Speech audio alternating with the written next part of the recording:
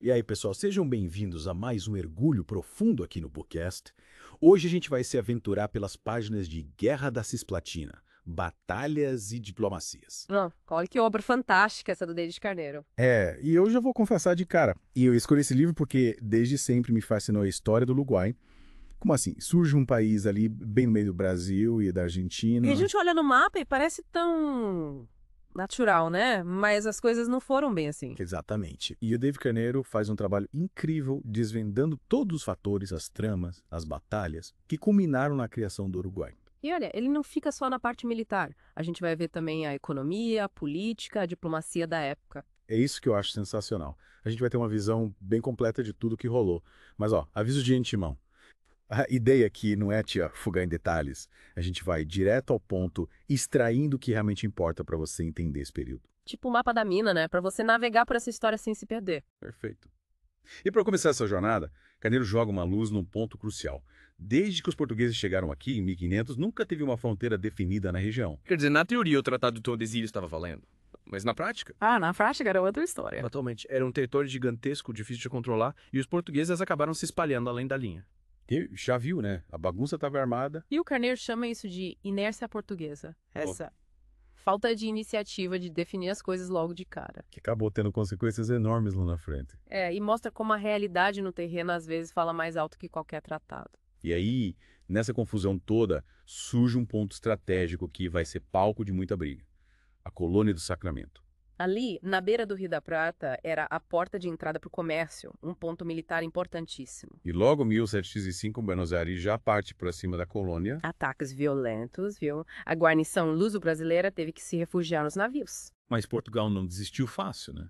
Em 1715, o Tratado de Utrecht devolve a colônia para os portugueses. Só que essa paz não durou muito. Em 1750, com o Tratado de Madrid, a colônia vai parar de novo nas mãos dos espanhóis. E aí estoura a Guerra Guaranítica. Lembra da história do Cepete Araju? Exatamente. Uma resistência feroz dos indígenas e dos luso-brasileiros contra essa transferência. Mas aí, com a morte do rei Carlos III da Espanha, o Tratado de 1750 anulado. Uma reviravolta, e os jesuítas espanhóis voltam a controlar suas missões. Aí, só em 1761, a coisa se acerta de novo. Portugal recebe de volta a colônia, como compensação por territórios no Uruguai que ficaram com a Espanha. Uma novela, né? E a colônia muda de dono mais uma vez por causa de outro tratado. E o Carneiro destaca a resistência da guarnição luso-brasileira, liderada pelos Cevalos, antes de se renderem. Os portugueses não entregavam os pontos fáceis. E essa instabilidade toda continua até o século XIX. Em 1801 tem outra guerra. Parece que o Napoleão teve um dedo nisso, né?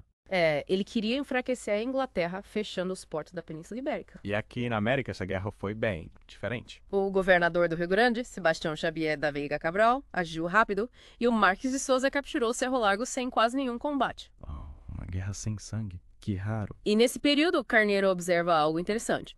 No Uruguai, os povoados tinham muitos espanhóis, enquanto na fronteira com o Brasil, a gente tinha uma mistura de brasileiros, charruas e guaranis. Essa diferença cultural ia pesar bastante nos conflitos futuros. Sem dúvida. E aí, nesse cenário já bem complicado, surge a figura do Artigas. Para muitos, ele é o símbolo do início da identidade uruguaia. E aí o de João Sex, que estava meio hesitante em se meter na banda oriental, decide invadir. Os ataques a portugueses na região do Quaraí serviram de pretexto. Em 1816, o general Lecor avança com tudo, partindo de Santa Catarina. E aí a gente já vê a resistência local dando os caras. O Chagas Santos em São Borja, o Abreu do Butuí. E a batalha no Arroio Lias, em Carumbé, em outubro de 1816. Mostrando que a invasão não ia ser fácil. E os caras não iam se entregar de bandeja. E aí chegamos na questão da independência uruguaia. E o Carneiro mostra que esse começo foi bem nebuloso. Ele fala das mudanças de lado do Rivera, da visão do Lavalleja sobre o momento da independência. E até questiona se os fins justificam os meios, né? Ele critica as ações de alguns líderes, como o Abreu. Que começou a campanha com tudo, mas se precipitou e não esperou as tropas se juntarem. Mas, por outro lado, essa atitude dele acabou salvando o cabrita da investida do Rivera. Às vezes até os erros acabam ajudando. A história é cheia de surpresas. E por falar em Abreu e Rivera, tem um lugar que vai ser palco de muita disputa, o Rincón de las Gainas. Era um ponto estratégico para a cavalaria, na beira do Rio Negro. O Abreu colocou 150 homens lá, protegendo a reserva de cavalos. Era essencial ter cavalos para reposição, né? Mas o Rivera não ficou operado. Ele ataca no Arroio da Águila. E o Meio de Cepeda faz uma investida partindo de Colônia. pegando o coronel Arenas de surpresa. Só que, no geral, as forças brasileiras estavam desorganizadas, despreparadas. E o Rivera e o Lavalejo se juntaram impedido para unificar as forças. E aí chegamos em Sarandi. Uma vitória que marcou a luta pela independência, como diz o Carneiro. E antes da batalha, o Lavareja ainda tenta negociar com o Lecor. Ele manda um recado pedindo a retirada das tropas brasileiras. Mas o Lecor não quis saber de conversa. E aí, em Sarandi, a gente tem dois exércitos se enfrentando. De um lado, uns 2.000 patriotas uruguaios liderados pelo Lavalleja, com o Rivera e o Oribe junto. E do outro, 1.411 cavaleiros brasileiros comandados pelo Bento Manuel Ribeiro. E o Carneiro detalha as tropas. Na direita brasileira, o Bento Gonçalves estava no comando das milícias de Jaguarão, Dragões do Rio Pardo e o 39º Regimento. E na esquerda, o Bonifácio Isas Caldeirão liderava os voluntários de Mercedes, Montevidéu e os Guaranis. O centro era comandado pelo tenente-coronel Nery de Oliveira. E os uruguaios, como estavam armados? Eles tinham uns fuzis de pederneira, tio-farotes, pistolas. E flotes, o que é isso? Era tipo uma espingarda, só que mais curta, e eles tinham só um canhão de 4 libras, adaptado às pressas. Dá pra ver que a parada estava difícil pro lado deles. Mas a garra deles era imensa. O Lavareja tinha outro problema. Ele precisava defender vários pontos do Uruguai, principalmente ao sul do Rio Negro. A ideia era concentrar as tropas em Sarandi para dar um golpe forte nos brasileiros. O Rivera insistiu nessa batalha decisiva, né? Ele achava que só aquelas pequenas lutas não iam resolver nada. E o plano do Lecor de acabar com a resistência foi por água abaixo. Os patriotas conseguiram se juntar e o Lecor não tinha tropas suficientes para bloquear tudo. Falando em Sarandi, o campo de batalha era um anfiteatro natural, com o rio e uns afluentes. O terreno ajudou os dois lados, mas o Lavalleja soube usar melhor a geografia a favor dele. O Lavareja viu que tinha mais gente e isso animou as tropas. E ele deu uma ordem clara. Proibido recuar. Salve-se quem puder. Nossa, sem chance pra covardia. E o Bento Manuel, mesmo confiante, sabia que ia ser difícil. Ele se posicionou na Cotilha Maciel para ter uma visão melhor do campo. Ele apostou na experiência das tropas para compensar a falta de gente. E aí começou a batalha. O Rivera partiu para cima do Bento Gonçalves. O Gonçalves resistiu no começo, mas acabou perdendo um esquadrão. No centro, as milícias de Entre Rios encurralaram Gonçalves. E o centro brasileiro quase venceu, empurrando o Oribe e chegando na reserva uruguaia, Mas aí o Lavalleja jogou as reservas dele no meio da briga. separando o Bento Gonçalves dos outros batalhões brasileiros. Uma jogada de mestre. E o Bento Manuel, derrotado, ainda desafiou o Rivera. Falou que ia se vingar. O clima estava tenso. E o Carneiro fala que Sarandi foi uma vitória enorme para a independência uruguaia. Ele até contesta a ideia de que os brasileiros estavam mal armados. Para ele, a derrota foi por causa de erros táticos e da falta de gente. O Bento Manuel até começou bem, mas a superioridade numérica dos uruguaios A falta de reservas para cobrir as falhas. foi fatal. Ter reservas é essencial em qualquer batalha. O Carneiro cita o Olinto Samartim, que critica o Bento Manuel. E tem o Tasso Fragoso e o Pandia Calogeras, que culpam o Lecor, o governador de Montevidéu, por não ter ajudado o Bento Manuel. A história sempre tem várias versões. Cada um interpreta do seu jeito. E o Carneiro diz que Sarandi, mesmo sendo uma derrota, foi pior para longo prazo que a Batalha do Passo do Rosário. Porque Sarandi animou os uruguaios e forçou a Argentina a se meter na briga. Aí a coisa ficou feia para o Brasil. E depois de Sarandi, teve a fuga dos prisioneiros brasileiros liderada pelo Alencastre. Uma história incrível de coragem e estratégia. E as vitórias do Rincón em Sarandi mudaram tudo para a Argentina. Eles viram que os uruguaios tinham força e que apoiar eles podia enfraquecer o Brasil. Aí a guerra deixa de ser só uma rebelião e vira um conflito internacional. Exato.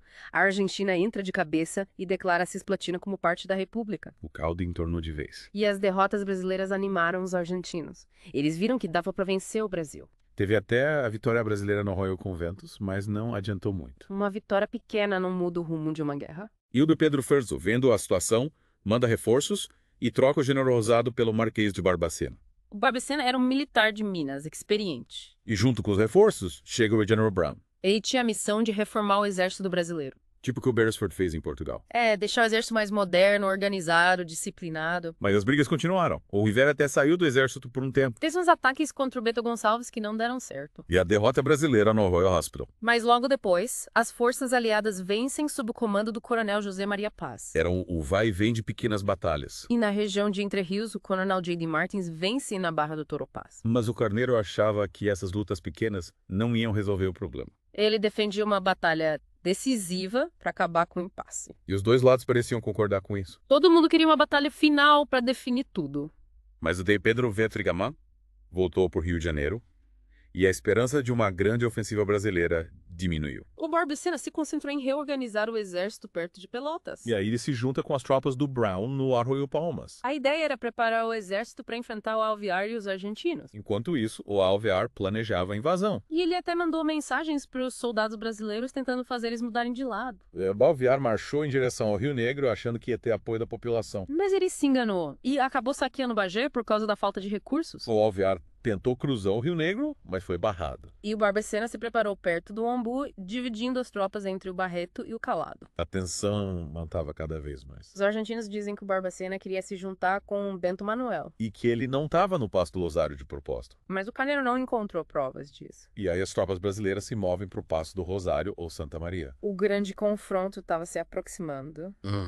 E o Alvear, mesmo com os avisos do Soler, decide cruzar o Rio Santa Maria. Um rio perigoso com um terreno complicado. Mas ele precisava enfrentar os brasileiros. A Batalha do Passo do Rosário, ou Ituzaingó, começa em 20 de fevereiro de 1827. Os brasileiros estavam em posição de defesa, com o Barreto, o Calado e o Bento Gonçalves. E o ataque argentino foi violento. Morreram o Coronel Brandon e o Tenente-Coronel Bezares. O Araújo Barreto perseguiu os argentinos, mas acabou se expondo demais. Na esquerda brasileira, os dragões e coraceiros atacaram de lado. O general Barreto teve que atirar nos próprios homens para tentar controlar a situação. Que tragédia. E para piorar, a munição da artilharia brasileira acabou. O Barbacena ordenou a retirada. Mas foi uma retirada organizada, segundo o General Mellor. Os brasileiros gritavam, "Viva o Imperador!" enquanto recuavam. Eles acamparam em Caceque e depois foram para São Lourenço. Perderam só uma peça de artilharia. Sinal de que a retirada não foi uma debandada. Mas...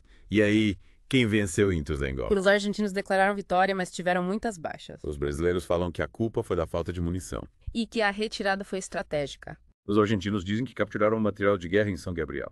Mas Alvear pediu reforços, mostrando que as coisas não estavam fáceis para eles. O Carneiro acha que ninguém venceu de verdade em Ituzaingó. E que a partir daí, os dois lados evitaram grandes batalhas, A guerra virou um jogo de desgaste. com ataques menores e disputas por recursos. Teve a prisão do Oribe, a tentativa de capturar o Alvear em Ceguá A guerra continuava em várias frentes. e no mar também. O Brasil tentou fazer um bloqueio naval. Mas os navios brasileiros eram grandes demais e inadequados para essa tarefa, Aí a Argentina liberou os corsários. que causaram muitos problemas para o comércio brasileiro. Teve a Batalha de Luncal, uma grande vitória argentina. O Brasil perdeu o navio 29 de agosto. Foi um baque para a Marinha Brasileira. E a expedição a Carmen de Patagones foi um desastre total. Navios afundaram, marinheiros foram capturados. Uma humilhação para o Brasil. E a Marinha Brasileira ainda perdeu em Monte São Santiago, Os corsários argentinos continuavam atacando. causando prejuízos e espalhando terror Aí a França se meteu na história. para proteger seus interesses comerciais. E o Lavalleja,